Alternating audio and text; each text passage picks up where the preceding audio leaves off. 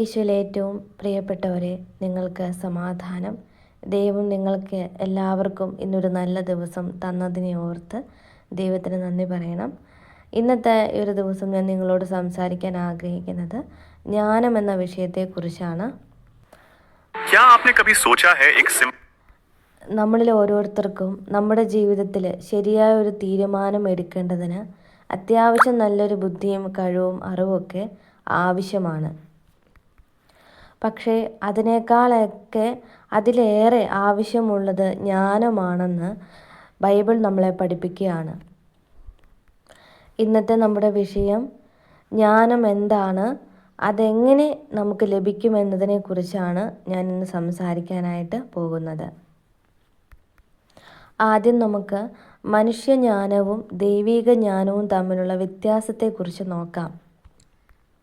മനുഷ്യനിലുള്ള ജ്ഞാനം എന്ന് പറയുന്നത് ലോകപരമായതാണ്. അത് ഒരുപക്ഷെ പഠനത്തിൽ നിന്നോ അനുഭവത്തിൽ നിന്നോ ലഭിക്കുന്നതായിരിക്കാം. പക്ഷേ ദൈവിക ജ്ഞാനം എന്ന് പറയുന്നത് ആത്മാവിൻ്റെ വെളിച്ചമാണ്.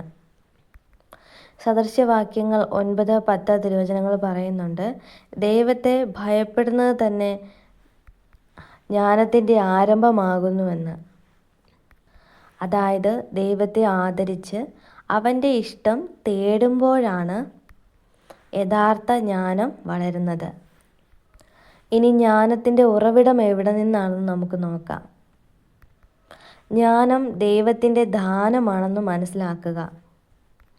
യാക്കോബ് 1:5 നിങ്ങളിൽ ആരെങ്കിലും ജ്ഞാനം കുറവുള്ളവരാകുന്നുവെങ്കിൽ ദൈവത്തോട് ചോദിക്കട്ടെ. ദൈവം എല്ലാവർക്കും അത് മനഃപൂർവ്വം കൊടുക്കുന്നു, അതായത് അറിഞ്ഞു കൊടുക്കുന്നു എന്ന് വേണം പറയാനായിട്ട്. അതുകൊണ്ട് തന്നെ നമ്മളൊക്കെ പ്രാർത്ഥിക്കുമ്പോൾ നമ്മുടെ പ്രാർത്ഥനയിൽ ജ്ഞാനത്തിന് വേണ്ടി പ്രാർത്ഥിക്കുക എന്നുള്ളത് ആദ്യത്തെ പടിയാണ്. ഏശയ്യാ 11:2 പറയും, പരിശുദ്ധാത്മാവാണ് നമുക്ക് ജ്ഞാനം തരുന്നത് എന്ന്. ഇനി ജ്ഞാനമുള്ള ഒരു വ്യക്തിയുടെ ലക്ഷണങ്ങൾ എന്തൊക്കെയാണെന്ന് നമുക്ക് നോക്കാം. 1. ആ വ്യക്തി ആലോചിച്ച് സംസാരിക്കുന്നു. 2. ദൈവത്തിൻ്റെ വചനപ്രകാരം തീരുമാനങ്ങൾ എടുക്കുന്നു. 3. വേദനയും സന്തോഷവും ഒരുപോലെ സ്വീകരിക്കുന്നു. 4. മറ്റുള്ളവരെ വിധിക്കാതെ മനസ്സിലാക്കാൻ ശ്രമിക്കുന്നു. സദൃശവാക്യങ്ങൾ 10:19 ജ്ഞാനമുള്ളവൻ തൻ്റെ നാവിനെ സൂക്ഷിക്കുന്നു എന്ന് തിരുവചനം വെളിപ്പെടുത്തുന്നു. എൻ്റെ പ്രിയപ്പെട്ടവരെ, ജ്ഞാനമുള്ള ഒരു വ്യക്തിയിൽ കാണുന്ന അടയാളങ്ങളാണ് ഇതൊക്കെ.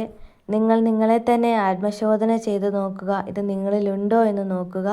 ജ്ഞാനത്തിന് വേണ്ടി ദൈവത്തോട് അറിഞ്ഞു പ്രാർത്ഥിക്കണം.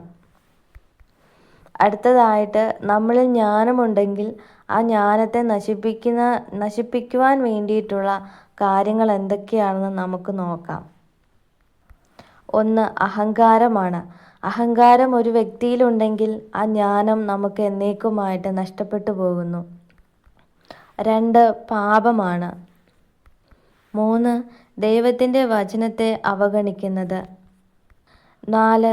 ലോകത്തിൻ്റെ സ്വാർത്ഥമായിട്ടുള്ള ചിന്തകളിൽ മുഴുകിയിരിക്കുന്നത്.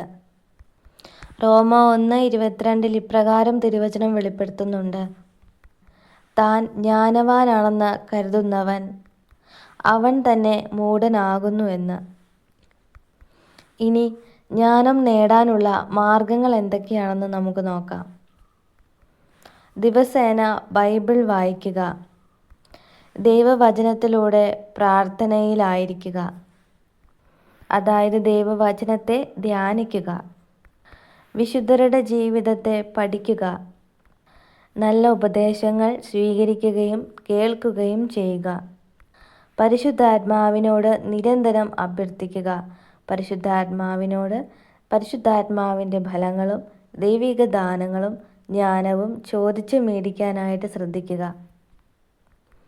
പ്രിയപ്പെട്ടവരെ, ജ്ഞാനമുള്ള ജീവിതം എന്ന് പറയുന്നത് എല്ലാം മനസ്സിലാക്കാൻ സാധിക്കുന്ന ഒന്നായിട്ട് നിങ്ങൾ കാണരുത്.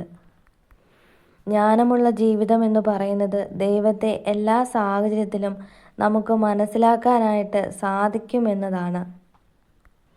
ജ്ഞാനമുള്ളൊരു വ്യക്തിക്ക് ദൈവത്തെ വിശ്വസിക്കാനായിട്ട് സാധിക്കും. ജ്ഞാനം ദൈവത്തിൻ്റെ വെളിച്ചമാണ്. ജ്ഞാനമുണ്ടെങ്കിൽ തീർച്ചയായിട്ടും അടഞ്ഞുകിടക്കുന്ന വഴികൾ തുറക്കപ്പെടുകയും നമ്മുടെ പാതയിൽ നമുക്കതൊരു വലിയ പ്രകാശമായിട്ട് മാറുകയും ചെയ്യും.